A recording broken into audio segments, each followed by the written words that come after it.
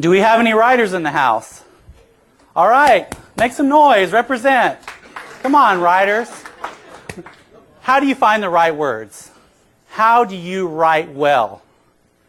Yeah, I'm going to give you some general advice and specific advice because we are surrounded by very, very bad writing, right? But honestly, the problem here isn't logcats or your bad writing.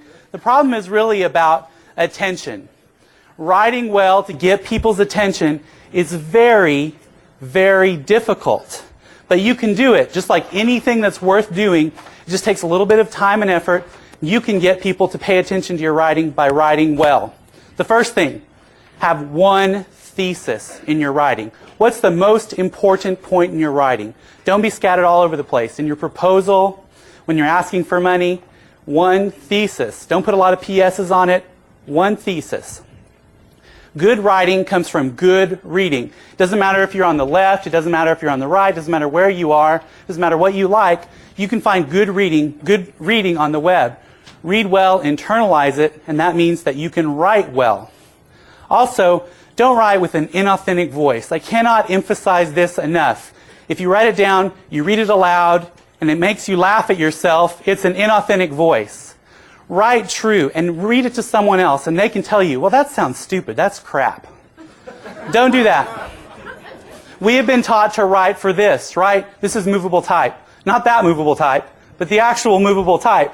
We've been taught to write for print, for ink, for paper. It's very expensive. It used to be expensive even to put things in italic or in bold. So we get this formatting, which is very dense. It's fine, but it's very linear. You have to really concentrate. You have to set aside time to do it. Well, the problem is we don't have time. Let me tell you, though, print's expensive, paper's expensive, but pixels are free. White space is free, right? Headings are free, bullets are free, bold is free, italics free, hyperlinks are free, pictures of my son are free on my website. You can use all of those things. So when you take those things along with your writing knowledge, same lorem ipsum text, a lot more readable. Right? Put in bullets, put in bold, put in images, put in hyperlinks to more information, because what people are seeing when you send it to them is actually more like this. Right? They don't have time to read your stuff. They do not have time to read it. They're going to skim it. How many times have you sent an email to someone and they send you a question right back that's right there in the email? Okay, make sure that it's skimmable because we live in an attention economy. Right? Money's hard to come by, but attention is even harder to come by right now. It's the most precious resource because we're so overwhelmed with information. So here's how we do it, right? Don't send me this email. You might as well have spent an hour watching television because that's how effective it is. All right, here's some methods. Journalists, all the journalists in the house know this. Inverted pyramid, right? With the most important point at the top, the second most important point underneath, the third most, etc. That way, wherever they stop reading, they got the most important thing, right? That's the inverted pyramid. Omit needless words. William Strunk's quote, he said it however long ago it was, still true today. Don't do all this crap. This is inauthentic, too many words. Omit everything that's not necessary. And speaking of that, omit these terrible phrases from your vocabulary, right? We use them because we don't know what to write.